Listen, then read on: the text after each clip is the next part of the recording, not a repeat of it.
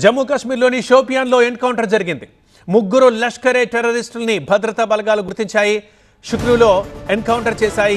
టెర్రరిస్టుల్ని round up చేశాయి. ముందుగా భద్రతా బలగాలు ఉగ్రవాదులు నక్కి ఉన్న ప్రాంతానికి అదనపు బలగాలు వచ్చారు. షుక్రూలో స్టిల్ ఎన్కౌంటర్ కొనసాగుతుంది. గత నెల 22న పహల్గామ్లో టూరిస్టులను హత్య చేసిన టెర్రరిస్టులు వీళ్ళేనా? మరి ఆ టెర్రరిస్టులు షోపియాన్ దగ్గర అడవుల్లో నక్కి ఉన్నారా? వీటికి సంబంధించి భద్రతా బలగాలు ఇంకా క్లారిటీ ఇవ్వాల్సి ఉంది.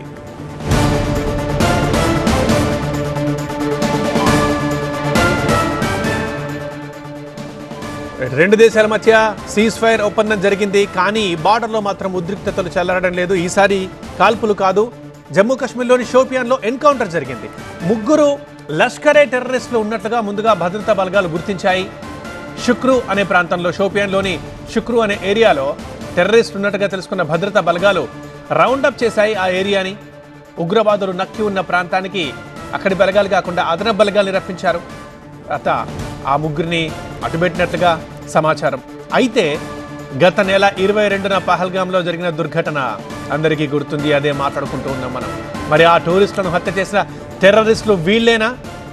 అక్కడ వారిని చంపేసి ఈ షోపియాన్ దగ్గర అడవుల్లో నక్కి ఉన్నారా? సో వీటికి సంబంధించి ఇంకా క్లారిటీ రావాల్సి ఉంది.